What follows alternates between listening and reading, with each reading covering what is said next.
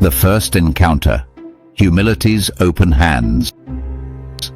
Blessed are the poor in spirit, for theirs is the kingdom of heaven. Matthew chapter 5, verse 3.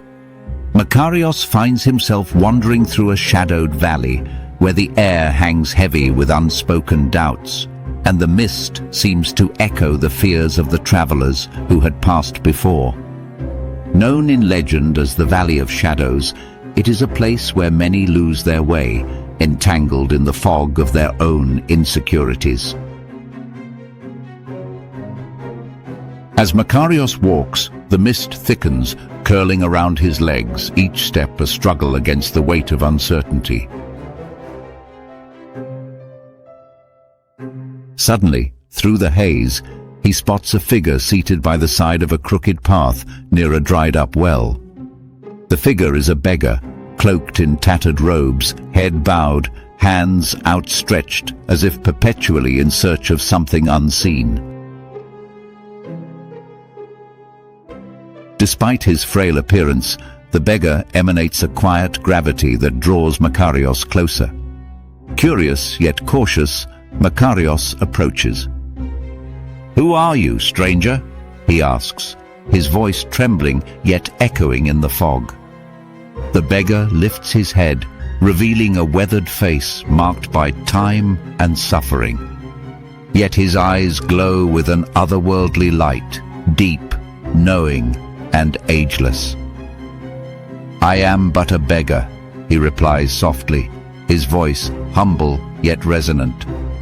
"A poor soul, wandering these lands as I always have." Makarios feels an odd pull toward the beggar, sensing a profound wisdom within his apparent emptiness. "Why do you sit here?" Makarios asks. "What do you seek?"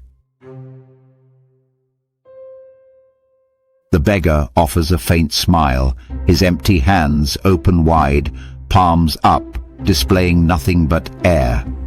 "I seek what the eye cannot see, and what the heart already knows.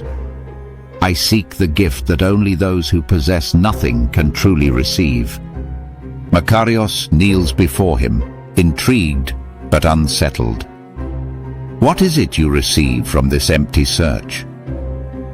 "Surely, there is nothing in these open hands." The beggar's smile deepens, and his eyes spark with gentle wisdom. "Nothing, yes, and in this, nothing, everything. I possess no riches, no fame, no power, and yet I have inherited the greatest of all treasures, the kingdom that cannot be seen, the one that lives within." He leans closer, his voice now a whisper. "For it is the poor in spirit who are given the keys to the true kingdom." At these words, something shifts within Makarios.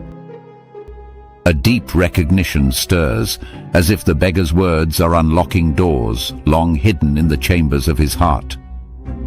Makarios lowers his gaze, sensing the weight of his own pride. "But I am not poor. I carry burdens, yes, but I still cling to my sense of strength, my accomplishments. How could I ever know the poverty you speak of?" The beggar's expression softens further. To be poor in spirit is not to renounce the world entirely, but to let go of the illusion that you control it.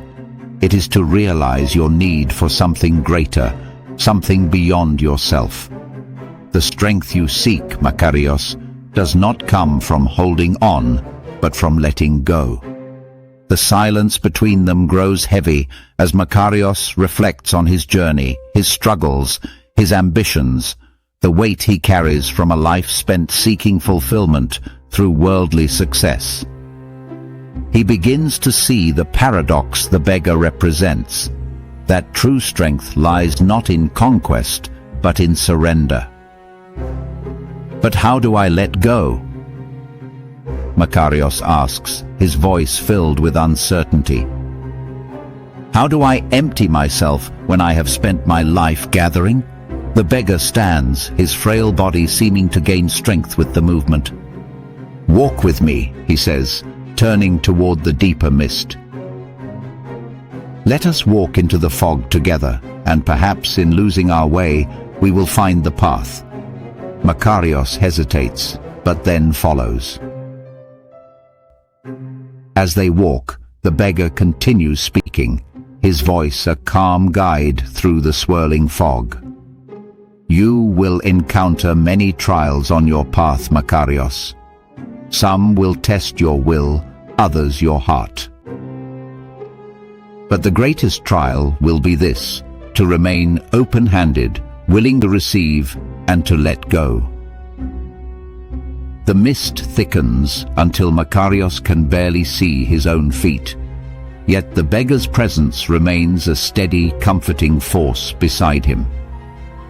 As they move deeper into the unknown, Makarios begins to sense a strange peace growing within him. The burden of his own expectations, the weight of the world's measures of success, starts to fall away like leaves in autumn. After what feels like hours, they reach a clearing. The mist parts, revealing a landscape bathed in golden light. It is as if they have stepped into another realm, one where the weight of the world no longer holds sway. The beggar turns to Makarios, his face now radiant with the same light that fills the air. "This is the kingdom," he says, gesturing around them. "It is always here, waiting for those who are willing to see it. But it is only visible to the poor in spirit, to those who have made peace with their own limitations and opened themselves to the infinite." Makarios gazes in awe at the beauty around him. But more than the external light, it is the light within himself that astonishes him. He feels lighter, freer, as if something within him has finally broken free from its chains. "You are no ordinary beggar," Makarios says, his voice filled with reverence. The beggar smiles, his form beginning to dissolve into the light. "Nor are you an ordinary traveler. Remember, Makarios, it is in the letting go that you will find your true strength. Go forth and seek not to fill your hands with the treasures of this world, but to open them, always ready to receive what is unseen." And with that, the beggar fades into the golden mist, leaving Makarios standing alone, but no longer lost. For the first time in his journey, he feels truly anchored, his heart open, his spirit ready to receive. The symbol, the open hands; the archetype, the monk, symbolism expanded. The shadowed valley represents the barrenness of the soul before spiritual awakening. Makarios's first encounter with the beggar occurs when he is still clinging to his notions of strength and self-sufficiency. The beggar's tattered robes and empty hands symbolize detachment from worldly possessions and status. The dried-up well represents the emptiness that Makarios feels when relying solely on himself. This encounter humbles Makarios, planting the idea that true spiritual wealth comes from recognizing one's own poverty. The beggar becomes a symbol of surrender, reminding Makarios that in his emptiness he can be filled. Though initially resistant, Makarios gradually realizes that this encounter was the key to unlocking his openness to the divine. What the interaction means. The beggar speaks softly, exuding humility and acceptance. His words are cryptic yet compelling. The treasures of this world weigh the hands that hold them. Open yours, and you will find they are already full of the eternal. Challenge for Makarios.